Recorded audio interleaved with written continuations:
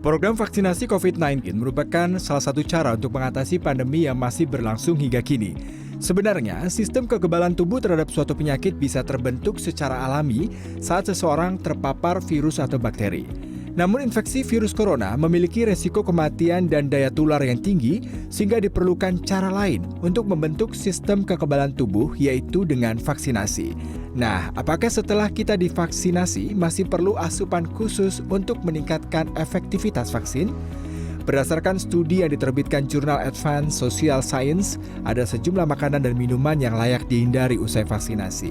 Makanan olahan, yakni makanan yang telah diubah bentuk aslinya dengan pemrosesan pabrik. Makanan tersebut mengandung lemak jenuh dan tinggi gula. Selain itu, makanan dengan kandungan lemak tinggi juga harus dihindari, tak kecuali makanan cepat saji. Karena ternyata si lemak ini dapat mengganggu komposisi bakteri di dalam saluran cerna kita dan dapat menyebabkan sistem imunitas di saluran cerna akan menjadi menurun dan daya tahan tubuh seseorang ketika setelah vaksin ini akan mengalami penurunan ketika seseorang tersebut mengkonsumsi makanan yang terlalu tinggi akan lemak.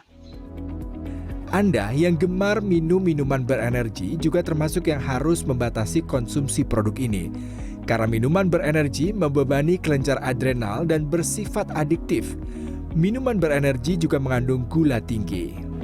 Minuman bersoda dengan pemanis memberikan dampak seperti penambahan berat badan, diabetes, kerusakan gigi, hingga pembentukan lemak dan kolesterol tinggi. Batasi konsumsi dari gula, garam, dan lemak itu sudah pasti, di mana Kementerian Kesehatan merekomendasikan untuk konsumsi gula sendiri sebanyak 50 gram per hari atau setara dengan 4 sendok makan gula per hari.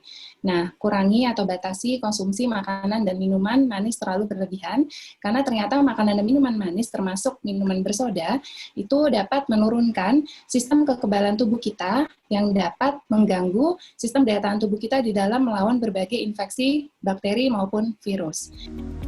Berbeda dengan ahli gizi, pakar mikrobiologi mengatakan perlu adanya studi khusus yang mempelajari perilaku konsumsi makanan tertentu terhadap efektivitas vaksin. Apakah asupan juga mempengaruhi? Mungkin iya, mungkin tidak. Masalahnya kita tidak punya kontrol terhadap itu. Jadi misalnya nih, untuk menjawab pertanyaan tersebut ya, berarti ada satu studi khusus ya, jadi nanti kita bagi dua kelompok. Satu yang makan banyak berlemak, satunya banyak makan sayur misalnya gitu kan. Nanti dibandingkan apakah ada perbedaan insiden pusing, insiden demam di antara dua kelompok tersebut. Nah, sayangnya kita belum pernah ada tuh studi seperti itu. Sehingga ya akhirnya ya mungkin dugaan saya sama dugaan Anda juga sama gitu, kita saling menduga. Tapi yang pasti yang harus kita ukur, prioritas pengukuran saat ini adalah apakah setelah divaksinasi ini tingkat kejadian gejala COVID yang harus masuk rumah sakit menurun tidak? Nah, itu yang mungkin harus kita fokuskan ke sana. Berdasarkan data dari Satgas COVID-19 hingga Rabu 17 Maret 2021, sebanyak 4.705.248 orang sudah divaksin tahap pertama di Indonesia. Sementara, pemerintah menargetkan lebih dari 40 juta orang menerima vaksin hingga Juni 2021. Konsumsi makanan gizi seimbang dan sayuran serta buah yang kaya antioksidan memang diperlukan. Tidak hanya saat kita menjalani vaksin, tapi juga membantu meningkatkan imunitas saat pandemi masih melanda. Yudi Yudawan, Indra Raharja, Jakarta.